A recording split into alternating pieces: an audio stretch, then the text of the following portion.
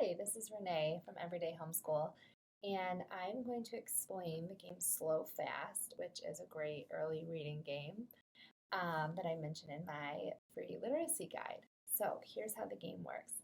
The idea behind Slow Fast is that your child is going to practice in a really fun, no pressure setting how to hear a word all drawn out and then blend it together. So you're going to say a word slowly and then they're going to say it fast.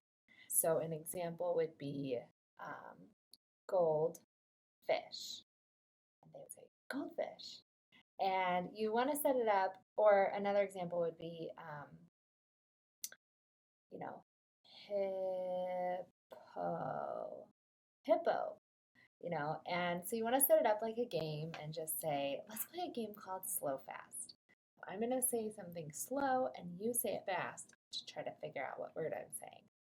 And they'll get excited because kids love games. And so you'll start with a word like goldfish. Compound words work the easiest when you're first introducing this game. And so I've provided you with a long list. I would always try to think of them on the spot and run out of ideas. So the way you do it with compound words is first you start out by just breaking the word apart. Afternoon.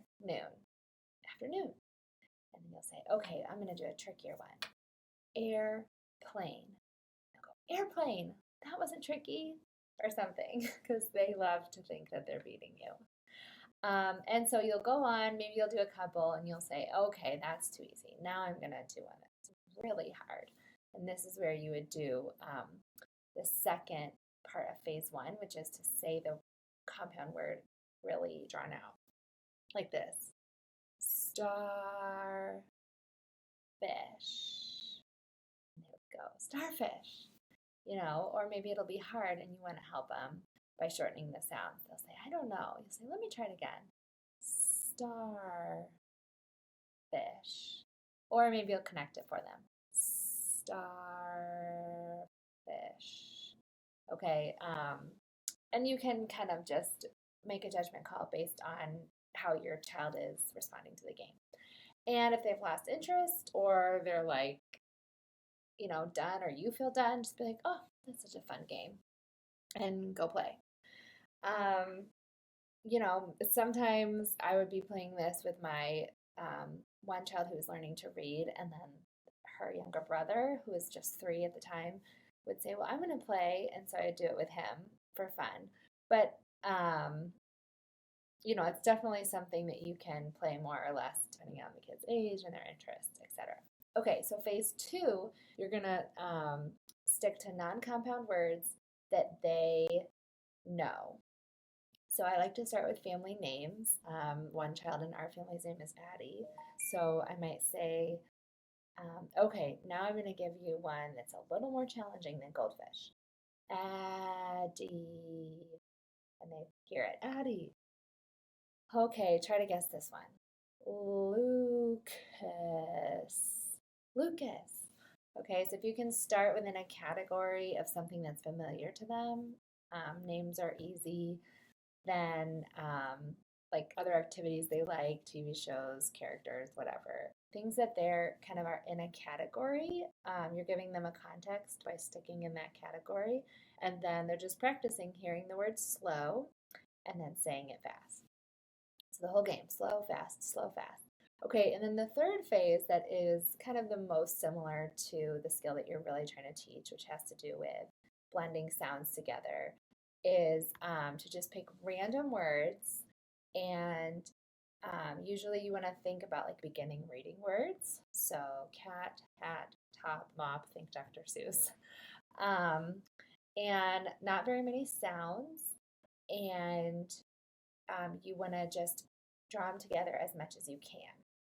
So there are sounds that can be drawn out and sounds that can't.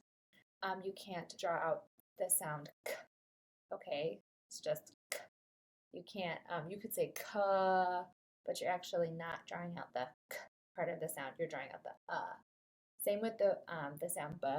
A lot of times people will say B says ba, and B doesn't say ba, it says b. right? And then you add a vowel next to it to make it say, ba or ba or b. So you want to just be mindful of the words you're choosing and like don't get stuck. You can't draw out a T sound. Okay, so just draw out the sounds you can. So an example would be mom, right? You can draw out every sound. Mom. And they would maybe think about it. Mom. You can say it again. It's mom. Cat. At. Now what I just did there was I made every sound separate. When you have, and this will just take practice, but when you have a sound that can't be drawn out, a hard sound like next to a vowel, what you want to do is connect them. So the first way I did it was wrong. This is the right way. Cat, cat, and they should hear the word cat. Okay, what you're really trying to get them to hear is in this case, consonant C next to the A says cat. And you're eventually going to teach them how to read it and do it, but you're going to avoid them sounding it out like this, at, and trying to guess how it blends together. So I will have a list of beginning reading words again in phase 3, just in case it's helpful. You could open a book and just do it. Like if they're not even reading yet, that's okay. You could open a book and be like, I'm going to pick this word. I'm going to say it slow and then you say it fast, and you say hop and they hear hop. You say, wow, hop, good. Okay, here's the next one. On. Okay, here's the next one. Pop, pop.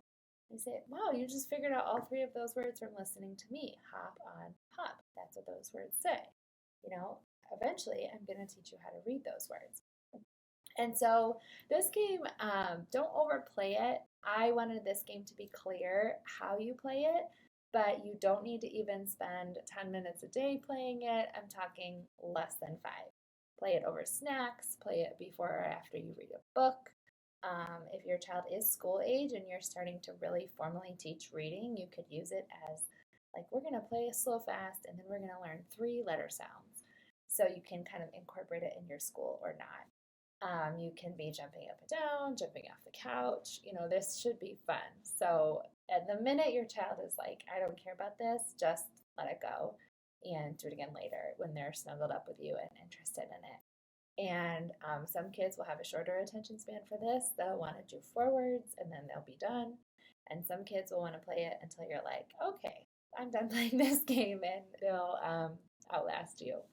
So just kind of pay attention to your child and make sure that your activities surrounding reading are just fun and lighthearted, and know that this process of learning to hear the blended words kind of drawn out and then turn it into a fast word is a really good precursor for early readers and kids who are going to learn to read sooner or later. So I hope this helps you have fun doing this game with your child.